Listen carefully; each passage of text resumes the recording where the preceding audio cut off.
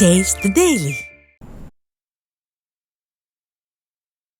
உயர்வு திராவிட முன்னேற்ற கழகம் எப்பொழுதெல்லாம் ஆட்சிக்கு வருமோ அப்பொழுதெல்லாம் விலைவாசி உயரும். இன்றைய தினம் மின்னை முட்டுகின்ற அளவுக்கு விலைவாசி உயர்வு. இன்னைக்கு அதிமுக ஆட்சியில் 2021 அதிமுக ஆட்சி அது வரைக்கும் நாட்டை ஆண்டுது. அந்த காலகட்டத்தில் பச்சரிசி சாப்பாட்டு அரிசி ஒரு கிலோ 50 ரூபாய்க்கு விற்றது.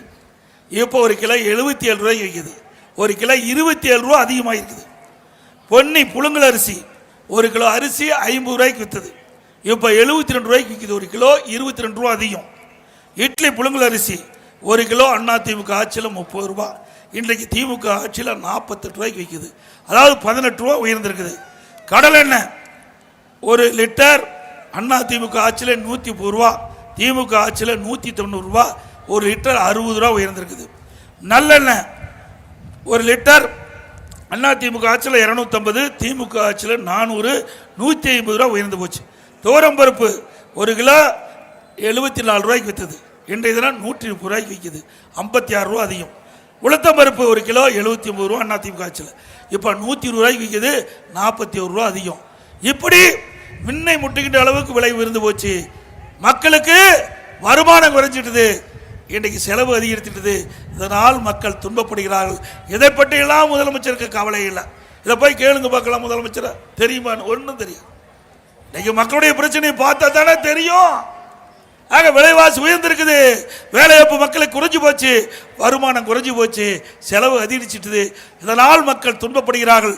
ஆக இப்படிப்பட்ட துன்பமான நேரத்தில் இவர்கள் காத்தாங்களா? சிந்திச்சு பாருங்க. நான் முதலமைச்சர் இருந்த பொழுது கடுமையான வறட்சி, குடிப்பதற்கு கூட தண்ணி இல்லை அந்த காலகட்டம்.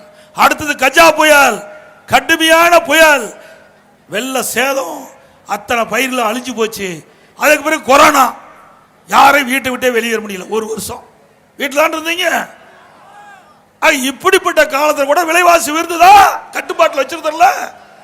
ஏன் இன்னைக்கு விலைவாசி உயர்ந்திருக்கு? திறமையற்ற முதலமைச்சர், நிர்வாக திறமை இல்லாத ஒரு முதலமைச்சர், பொம்மை முதலமைச்சர். நாட்டை ஆளுகின்ற காலத்தினாலே, நாட்டு மக்களுடைய பிரச்சனையை தெரியாத காலத்தினாலே, என்ன நாட்டு நடக்குதுன்னே தெரியாத ஒரு முதலமைச்சர் இன்றைய முதலமைச்சர் ஸ்டாலின். அதனால தான் இவ்வளவு விலை உயர்ந்து விட்டது.